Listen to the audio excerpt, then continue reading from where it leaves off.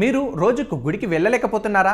ఇలా చేస్తే గుడికి వెళ్ళినంత పుణ్యమట. హిందూ మతం ప్రపంచంలో వేల సంవత్సరాల క్రితం పుట్టిన ఒక పురాతన మతం. క్రైస్తవ మతం మరియు ఇస్లాం మతం తర్వాత మూడవ అతిపెద్ద మతం ఇది. క్రీస్తు పూర్వం నుండి భారతదేశంలో హిందూ మతం కలదు. చరిత్రలోకి వెళ్తే వేదాలు, ఉపనిషత్తులు వంటి అమూల్యమైన సంపదల నుండి హిందూ మతం మనుగడలోకి వచ్చిందని సారాంశం. భారతదేశంలో ఎంతోమంది రాజులు హిందూ మతాన్ని స్వీకరించారు. అలాంటి హిందూ మతంలో దేవాలయాలకు ఎంతో ప్రాముఖ్యతనిస్తారు. దేవాలయానికి రోజు వెళ్తే ఎంతో పవిత్రతను సంపాదించవచ్చని అంటుంటారు. తరచూ దేవాలయాలు, పవిత్రమైన ప్రదేశాల సందర్శన వల్ల అనేక ప్రయోజనాలు ఉంటాయని పెద్దలు పేర్కొంటారు.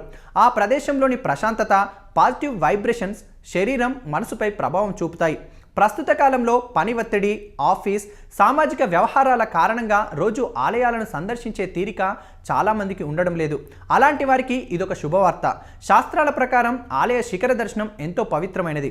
దానిపై ఉండే పతాకం గర్భగుడికి ప్రతినిధి. ప్రయాణ సమయంలో దూరంగా దేవాలయం కనపడితే దాని శిఖరాన్ని లేదా పతాకాన్ని చూస్తూ ఇష్టదైవాన్ని తలుచుకుంటూ కొన్ని సెకండ్ల పాటు కళ్ళు మూసుకోండి. శిఖర దర్శనం పాపనాశనం. ఆలయ శిఖరం చేసిన పాపాలను నిర్వీర్యం చేస్తుంది. తరచూ ఆలయ సందర్శన వీలు కాని వారు శిఖరాన్ని దర్శించుకుంటే దైవ దర్శనం చేసుకున్నంత పుణ్యంగా భావించి వాటిని ఎత్తుగా నిర్మించారు. విరాళాల శక్తిని శాస్త్రాల్లో పేర్కొన్నారు. శాస్త్రాల ప్రకారం సంపాదనలో 1/16వ వంతు దానం చేస్తే జీవితంలో భగవంతుని ఆశీస్సులు ఎప్పటికీ ఉంటాయి. మీరు రోజు 100 రూపాయలు సంపాదిస్తే అందులో 6 రూపాయలు దానం చేయండి.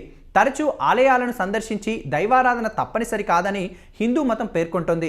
మనసులో భక్తి, ప్రేమ, కరుణ ఉంటే ఎక్కడ ఉన్నా భగవంతుడిని ప్రార్థించుకోవచ్చు. ఎందుకంటే భగవంతుడు సర్వాంతర్యామి. ఈ వీడియో కనుక నచ్చినట్లయితే లైక్ చేయండి, కామెంట్ చేయండి, షేర్ చేయండి అండ్ సబ్స్క్రైబ్ కండి. Thanks for watching eagle media works.